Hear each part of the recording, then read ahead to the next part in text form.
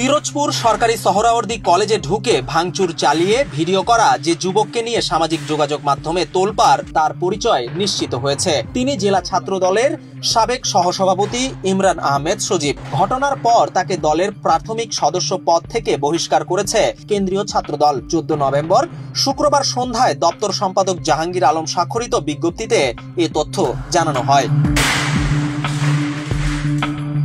Extreme মশার coil plant fibre দিয়ে তৈরি, তাই সহজে ভাঙে না, সুগন্ধিযুক্ত ও নিরবিচ্ছিন্নভাবে জ্বলে। ডেঙ্গু, চিকুনগুনিয়া বাহি সহ যে কোনো মশার বিরুদ্ধে দেয় এক্সট্রিম সুরক্ষা। এর আগে বৃহস্পতিবার সকালে কলেজের একটি কক্ষে প্রবেশ করে মুখ ঢাকা অবস্থায় ব্যাপক ভাঙচুর চালান ওই যুবক। সঙ্গে থাকা অন্যরা ভাঙচুরের পুরো ঘটনাটি ভিডিও করে। বিকেলের মধ্যেই ভিডিওটি ফেসবুকে ভাইরাল হলে ব্যাপক সমালোচনা শুরু হয়। কলেজের অধ্যক্ষ পান্নালাল দে জানান, ঘটনার পর রাতেই সদর থানায় একটি সাধারণ ডায়েরি করা হয়েছে।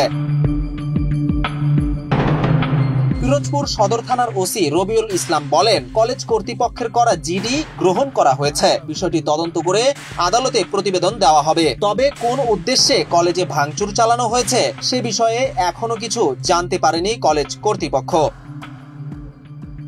বিজন কুমার, বাংলাদেশ প্রতিদিন।